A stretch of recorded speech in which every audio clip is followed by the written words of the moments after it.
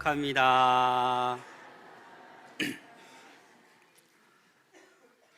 이제 올 한 해도 한 달밖에 남지 않았습니다. 올 한 해 잘 사셨습니까? 무엇보다 오늘 이런 질문을 드리고 싶습니다. 경건하게 잘 살고 계십니까? 우리는 하나님의 백성이기 때문에 경건한 삶을 살아가야 합니다. 경건하게 살아간다라는 것은 하나님께서 창조해 주신 그 모습대로, 왜냐하면 우리의 죄를 다 고백하고 다 용서해 주셨기 때문에 우리의 내면이 무엇보다도 아름다운 내면을 가진 자로서 예수님과 동행하며 주님 닮은 모습으로 살아가는 것이 경건한 삶입니다.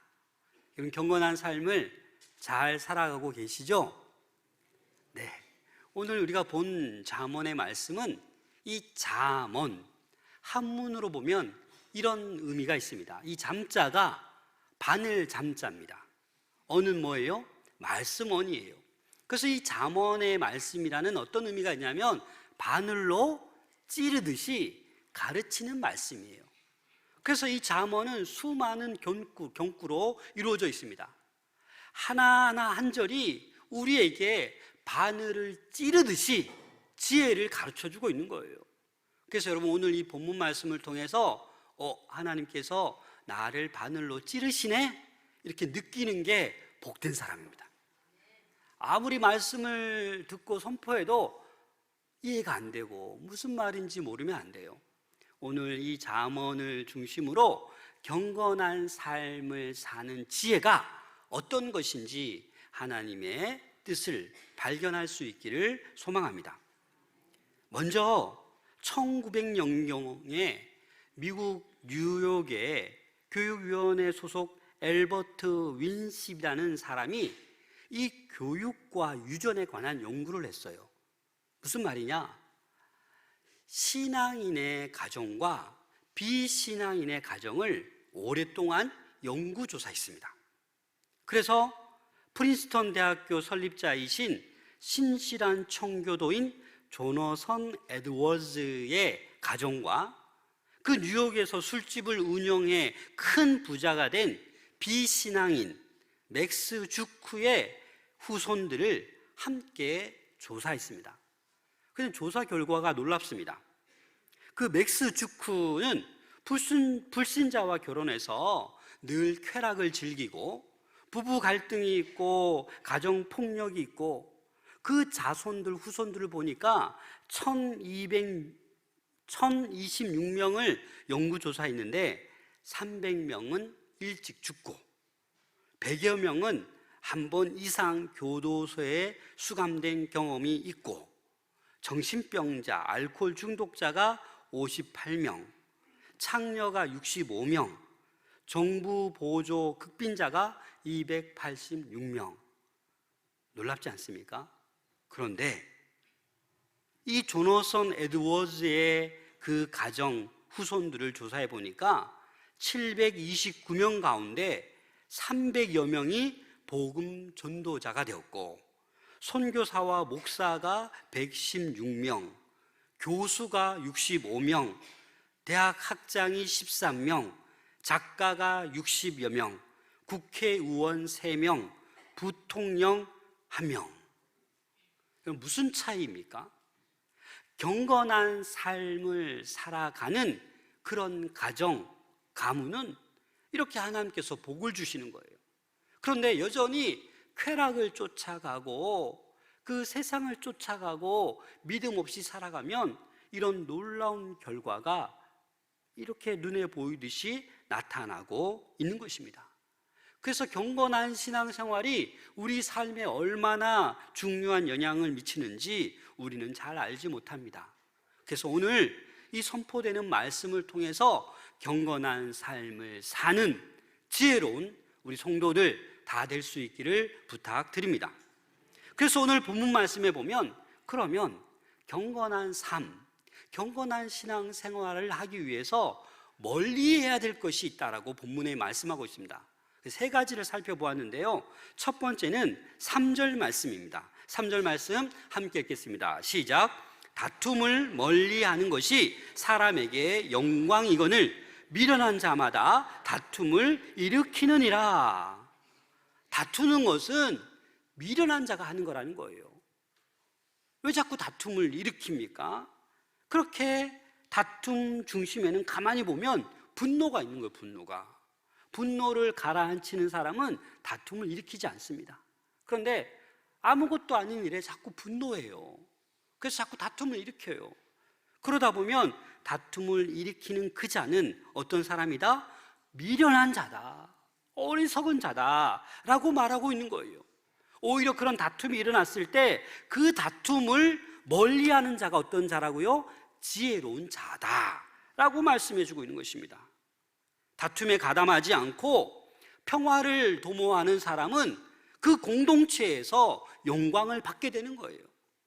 여러분 모두가 가정에서나 직장에서나 교회에서나 사회에서나 평화를 도모하는 사람들 다 되시기를 바랍니다.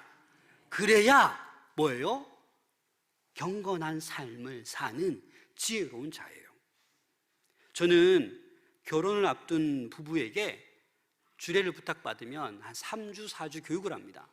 그럴 때 꼭 강조하는 게 있어요. 너네 싸우니 안 싸우니? 그러면 아유 목사님 저희 만난 지 얼마 안 됐는데 안 싸워요. 만난 지 1년 넘으면 가끔 싸워요. 그래? 지금부터 싸우는 거 금물이다. 여러분 이런 말들 합니다. 싸우면 싸울수록 정든다. 여러분 아닙니다 여러분. 왜냐하면 부부간에 한번 싸워보세요. 그걸 잊어버립니까? 평생 안 잊어버린 거예요. 아 우리 남편 무서워, 손찌검을 해. 그게 평생 남지 사라집니까? 그래서 다투지 말아야 돼요. 그래서 제가 그 다음 만나면 물어봅니다. 이전 몇 주 동안 싸웠어 안 싸웠어? 죄송합니다 또 싸웠습니다. 그래 화해해 빨리. 계속 얘기합니다.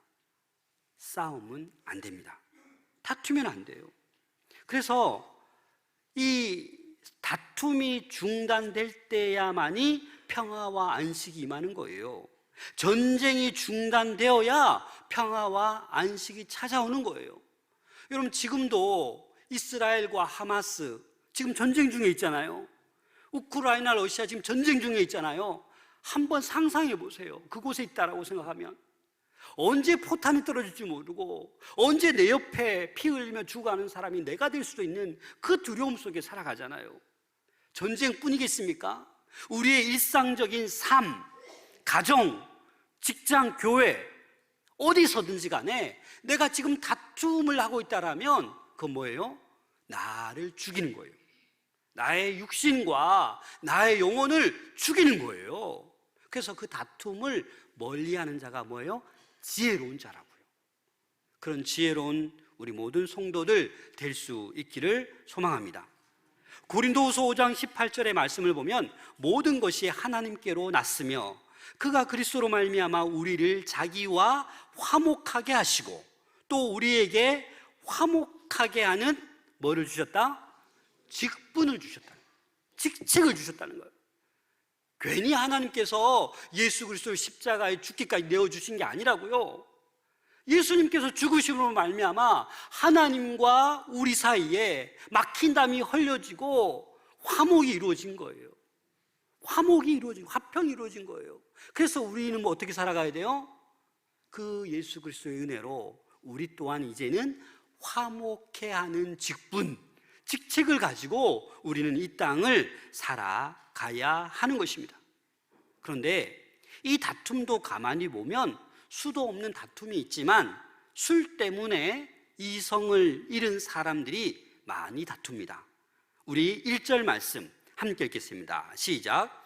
포도주는 거만하게 하는 것이요 독주는 떠들게 하는 것이라. 이에 미혹되는 자마다 지혜가 없느니라. 경건한 삶을 사는 지혜로운 자는 이 술을, 독주를 멀리해야 된다라고 말씀하고 있습니다. 사람을 거만하게 만들고 절제하지 못하게 하는, 지혜에서 멀어지게 하는 것이 바로 뭐예요? 포도주와 독주라는 것입니다.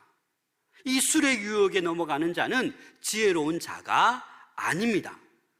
술에 취하면 술에 지배되고 함부로 행동하고 자제력을 상실합니다.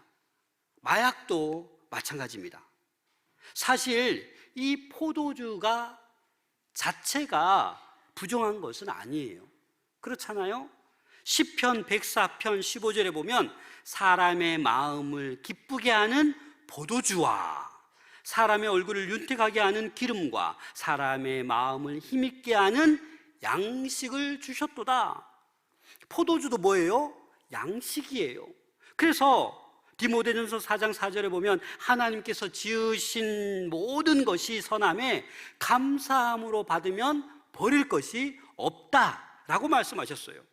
디모데전서 5장 23절에도 보면 이제부터는 물만 마시지 말고 내 위장과 자주 나는 병을 위하여는 포도주를 조금씩 쓰라.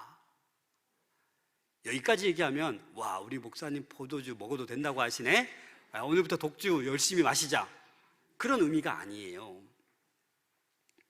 과도하게 술을 마시면 생각이, 마음이 빼앗깁니다. 예전에 저는 어떤 권사님이 이 맛있는 삼계탕을 사주시는데 이 인삼주가 나오잖아요. 이거 한잔 하시라고. 이 권사님 저는 안 마십니다. 딱 거절했더니 이제 기도를 제가 하잖아요. 이 식사 감사합니다. 그 권사님 위해서 기도하고 눈을 딱 떴는데 막 웃으세요. 이 권사님은 되게 연세도 80 넘으셨고 정말 기도하는 분이에요. 제가 존경하는 분인데 웃으시면서 뭐라고 얘기하는지 아세요? 목사님, 기도하는 동안 인삼주 넣었습니다. 그래서 네, 알겠습니다 하고, 네, 그게 오히려 소독된대요. 목사님 드셔도 된다고, 소독된다고. 그래서 그때 그렇게 했습니다. 그렇다고 자꾸 저에게 그렇게 부으시면 안 됩니다. 저는 안 부어도 맛있습니다. 우리나라 기독교 초기 선교사들이 우리나라에 딱 들어와 보니까 90% 이상이 다 술에 빠져 있는 거예요. 다. 개인적으로도 또 나라적으로도 병약해 있어요. 그래서 이 선교사님들이 기독교인이 되면 금주를 선포한 거예요. 기독교인이라면 술을 마시지 말아라. 그래서 그때부터 우리나라가 어떻게 돼요? 이 다 술독에 빠졌던 사람이 예수를 믿으면서 술을 멀리하는 거예요. 맨날 싸우고 막 그랬는데 남편이 변화되고 기적적 변화되고 예수를 영접하는 그러한 일이 일어나게 된 거예요. 그래서 그 문화가 지금까지 오고 있는 것인데 오늘날에는 이게 많이 퇴색되었어요. 그래서 교회 다니면서도 술 먹는 문제, 술에 만취해서 죄를 지어도 죄책감이 점점 없어지는 겁니다. 성경에는 이 술에 취해서 실수하고 죄를 저질렀다는 그런 인물이 여러 등장합니다. 그 대표적인 인물이 노아입니다. 창세기 6장 9절에 보면 노아는 의인이요 당대의 완전한 자라. 하나님과 동행했던 노아예요. 노아. 그럼 어떻게 됩니까? 창세기 9장 20절 21절 함께 읽겠습니다. 시작. 노아가 농사를 시작하여 포도나무를 심었더니 포도주를 마시고 취하여 그 장막 안에서 벌거벗은지라. 하나님과 동행하고 의인이요 당대의 완전한 사람이었는데 술에 만취되어서 벌거벗고 이렇게 술 취한 모습을 보여줬습니다. 소돔과 고모라의 의인이었던 롯도 술에 취해서 죄를 범합니다. 창세기 19장 33절에 보면 그 밤에 그들이 아버지에게 술을 마시게 하고 큰 딸이 들어가서 그 아버지와 동침하니라. 그러나 그 아버지는 그 딸이 눕고 일어나는 것을 깨닫지 못하였더라. 그 다음에 또 작은 딸도 술에 취하니까 정신이 없으니까 딸들이 아버지를 범하는데 그렇게 그냥 있는 거예요. 이게 바로 뭐예요? 끔찍한 죄라는 거예요. 그래서 이 포도주와 독주는 우리 경건 생활에 어떤 영향을 미치겠습니까? 그래서 다툼, 술 취함은 우리 경건 생활에 방해가 된다라는 것입니다. 반면에 포로된 상황에서도 끝까지 신앙을 지켰던 다니엘 어떻습니까? 왕의 진미와 포도주를 금했어요. 난 거절했어요. 나는 그것들로 인하여 내 자신을 더럽히지 않겠다라고 결단했습니다. 자, 다니엘 1장 8절 함께 읽겠습니다. 시작. 다니엘은 뜻을 정하여 자기를 더럽히지 아니하리라 하고 자기를 더럽히지 아니하도록 환관장에게 구하니. 다니엘은 뜻을 정했어요. 저는 왕의 진미, 포도주 안 먹습니다 라고 선포한 거예요. 그러자 하나님께서 다니엘에게 어떤 은혜를 부어주셨습니까? 다니엘 1장 20절에 보면 왕이 그들에게 모든 일을 묻는 중에 그 지혜와 총명이 온 나라 박수와 술객보다 10배나 나은 줄을 아니라. 어떻게 되었다고요?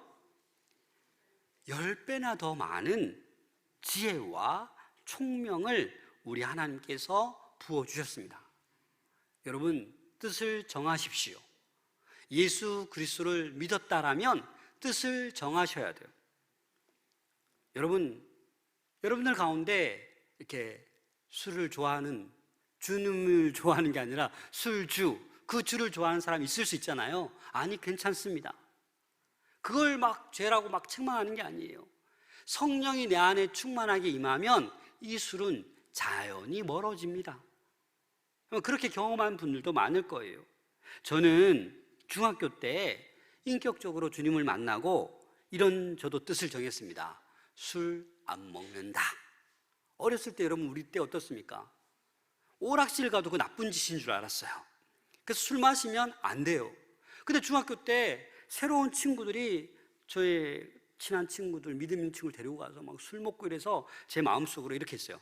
저 마귀의 자녀들, 시험에 빠져서 술 먹는구나. 저 나쁜 친구들. 막 제가 그거 혼자 그랬어요. 참 그때는 어렸으니까. 그런데 저에게도 위기가, 시험이 찾아왔어요. 동네 형들이 갑자기 술을 막 먹으라고 하는 거예요. 저는 교회 다닙니다 하고 도망쳤어요. 그리고 또 한 번은 군대 갔는데, 군대 가면 이 진지공사 같은 거 하잖아요. 그거 뭐 열심히 땅 파고 홀을 만들다 보면 이렇게 막걸리를 막 엄청 많이 갖다 줍니다. 그럼 저를 딱 부르더니, 자, 이게 반합에다가 막걸리 탁 채워서 마셔, 이러는 거예요. 저는 교회 다닙니다, 안 마십니다 했더니 이 녀석이 막 때리려고 하고 위협을 하는 거예요. 야, 어떻게 마셔야 되나, 나는 안 마셔 했는데 김도성 병장이라고 있어요. 딱 오시더니 제가 대신 먹겠습니다. 이 친구는 신학생인데 왜 그렇게 강요하십니까? 근데 그 김도성 병장도 교회 다니시는 분이거든요. 속으로 제 대신 십자가를 지나 하고 딱 봤더니 벌컥벌컥 다 마셔버린 거예요. 그래서 저를 그냥 보내주는 거예요. 이거는 뭐 참 두 번의 위기였지만 또 한 번의 시험이 찾아왔습니다. 이건 저에게 찾아온 시험. 군대 동기 늘 옆에서, 같은 옆에 초소에 근무하는 친구가 저랑 늘 논쟁했어요. 술 마셔야 된다, 마시면 안 된다. 저는 마시면 안 된다. 그 친구는 마셔도 된다. 근데 그 친구도 지금 목사가 되어 있어요. 인천에서 목회하고 있어요. 그래서 그 친구 말이 떠오르는 거예요. 신혼여행을 갔는데 술을 한번 먹어봐야 되지 않나. 근데 신혼여행 갔는데 그 방에 뭐가 있어요? 과일 바구니가 있는데 또 샴페인 한 병이 딱 있는 거예요. 그래서 이런 마음이 들었어요. 저희 아내에게, 내가 아직 안수도 안 받았는데 한번 술 맛을 봐야 되진 않겠나, 경험상. 그래서 저 집사람이 이렇게 머뭇거리는데 그냥 한번 조금만 마셔보자 하고 막 따려고 하는데 따지지가 않는 거예요. 뭐 마개가 자꾸 빠지고 이게 안 되는 거예요. 그래서 하나님 뜻이 아닌가 보다, 우리 종업원들 먹게 그냥 두고 가자. 두고 왔습니다, 여러분. 그냥 알고 봤더니 이렇게 돌리는 뭐 이렇게 그게 있어야 쉽게 따는데 저희 모르니까 막 이렇게 하다가 포기했습니다. 왜 제가 이런 얘기를 하냐면 술만의 문제가 아닙니다. 디모데후서 3장 4절에 보니까 배신하며 조급하며 자만하며 쾌락을 사랑하기를 하나님 사랑하는 것보다 더하며. 술을 자꾸 찾다 보면 술이 제일 좋은 거예요. 쾌락을 찾다 보면 쾌락이 하나님보다 더 좋은 거예요. 놀러 가다 보면 그 재미있는 그런 놀이가 하나님보다 더 좋은 거예요. 노름하다 보면 하나님보다 노름이 더 좋은 거예요. 그런데 빠지면 안 된다라는 거예요. 그런 것은 우리의 경건한 삶에 치명적인 방해가 된다라는 것을 잠언에서는 말씀해 주고 있는 것입니다. 그래서 바울도 경고했어요. 에베소서 5장 18절에 보면 술 취하지 말라. 이는 방탕한 것이니 오직 어떻게 해요? 성령의 충만함을 받으라. 성령의 충만함을 받으면 술이 그냥 부럽지도 않아요. 먹고 싶지도 않아요. 제 고등학교 때 친구들 보면 저보고 늘 이래요. 야, 너는 무슨 재미로 사냐? 술도 안 마시고. 나 엄청 재밌어. 나 엄청 즐거워. 그런데 세상 사람들은 조금만 힘든 일 있어도 어떻게 해요? 술로 해결해야 되잖아요. 오히려 불쌍하죠. 그러나 하나님을 믿는 우리는 성령으로 충만하면 모든 문제가 해결되지 않습니까? 얼마나 기쁩니까? 그래서 우리는 성령 충만한 경건한 삶을 살아가는 지혜로운 자가 되어야 된다는 것입니다. 예수님도 술 취함에 대해서 말씀하셨습니다. 누가복음 21장 34절 다 함께 읽겠습니다. 시작. 너희는 스스로 조심하라. 그렇지 않으면 방탕함과 술 취함과 생활의 염려로 마음이 둔하여지고 뜻밖의 그날이 덕과 같이 너희에게 임하리라. 여러분, 그렇습니다. 술 취함, 마음이 둔해집니다. 우리는 스스로 조심해야 합니다. 술을 멀리하고 성령 충만함과 하나님의 지혜를 구할 때 그때가 비로소 경건한 삶을 살아가는 지혜로운 자가 되는 것입니다. 음주 문화를 단호하게 결단하여 멀리할 수 있는 우리 모든 성도들 될 수 있기를 소망합니다. 또 한 가지는 게으름을 멀리해야 합니다. 우리 4절 말씀 함께 읽겠습니다. 시작. 게으른 자는 가을에 밭 갈지 아니하나니 그러므로 거둘 때에는 구걸할지라도 얻지 못하리라. 이 말이 무슨 말입니까? 팔레스타인에 가보면 이 우물이 있는데 우물 깊이가 보통 3, 40m예요. 그래서 이 물을 풀려면 쉽지 않아요. 어느 정도 이 숙련이 되어 있어야 돼요. 그래서 이 팔레스타인에는 보통 10월에서 11월에 이른 단비가 내립니다. 그래서 가을이 어찌 보면 한 해의 시작이에요. 그리고 4월, 5월경에 추수를 하게 됩니다. 근데 오늘 본문에 가을에라고 하고 있는데 히브리어 말로 보니까 이 가을에가 어떤 의미가 있냐면 추위 때문에 이런 의미가 있어요.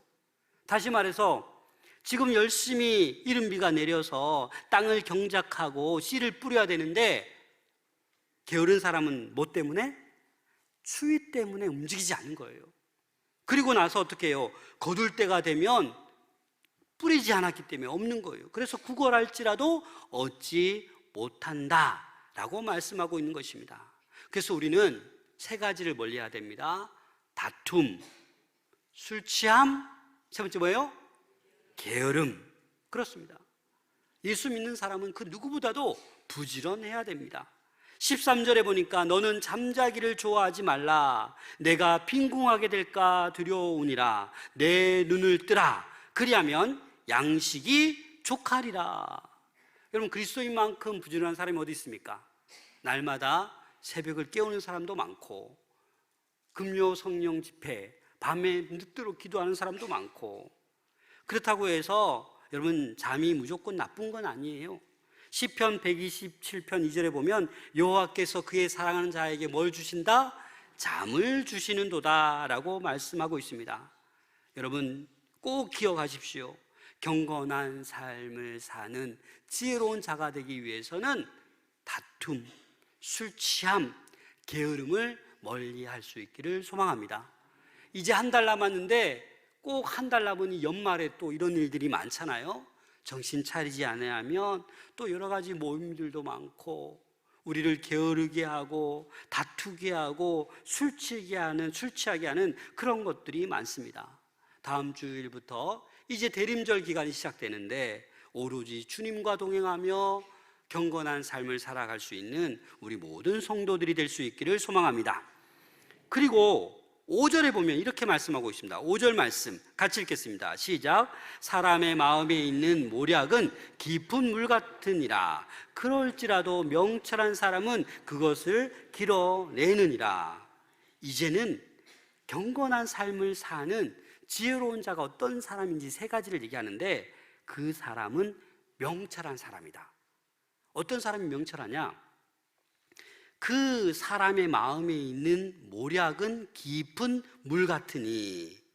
이 모략은 생각을 얘기합니다. 어떤 생각이냐? 충고와 조언을 얘기하는 거예요. 어떤 사람을 충고하고 조언할 때 여러분 쉽습니까? 아니요, 어렵습니다. 자칫 잘못 충고하고 조언하면 상대에게 큰 상처를 줍니다. 그렇지 않습니까? 그래서 이 충고와 조언은 날카롭기 때문에 조심하지 않으면 안 돼요. 그래서 이 명철한 자가 어떻다라는 것은 이 깊은 마음속에 있는 것까지도 잘 끌어올린다라는 거예요.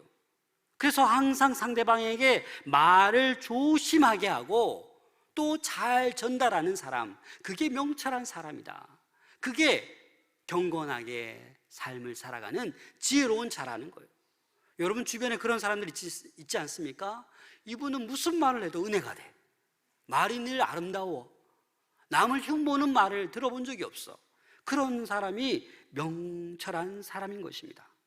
또 두 번째는 이러한 사람이 경건한 삶을 사는 지혜로운 자입니다. 6절 말씀 함께 읽겠습니다. 시작. 많은 사람이 각기 자기의 인자함을 자랑하나니 충성된 자를 누가 만날 수 있으랴. 스스로 이렇게 합니다. 저를 믿어주세요. 저를 써주세요. 저는 성실합니다 라고 말하는 사람은 많지만 정말 충성된 자, 이 말은 믿을 만한 자, 신뢰할 만한 자가 얼마나 많느냐라는 거예요. 다시 말해서 두 번째로 경건한 삶을 사는 지혜로운 자는 어떤 사람이다? 충성된 사람이다. 성도들뿐만 아니라 세상 사람들에게도 날마다 믿을 만하고 신뢰받을 만한 사람, 그 사람이 경건한 삶을 살아가는 사람이다. 자, 세 번째는 7절 말씀입니다. 함께 읽겠습니다. 시작. 온전하게 행하는 자가 의인이라. 그의 후손에게 복이 있느니라. 좀 쉽게 이해하기 위해서 공동번역으로 다시 읽겠습니다. 시작. 정직하고 착하게 살면 후손이 복을 받는다. 그래서 경건한 삶을 사는 지혜로운 자는 정직한 사람, 의로운 사람이라는 것입니다. 여러분, 정직하고 착하게 살면 누가 복을 받아요? 우리 후손이 다 복을 받아요. 그래서 여러분, 우리는 정직하게 믿음으로 착하게 선한 일을 행하며 살아내어야만 합니다.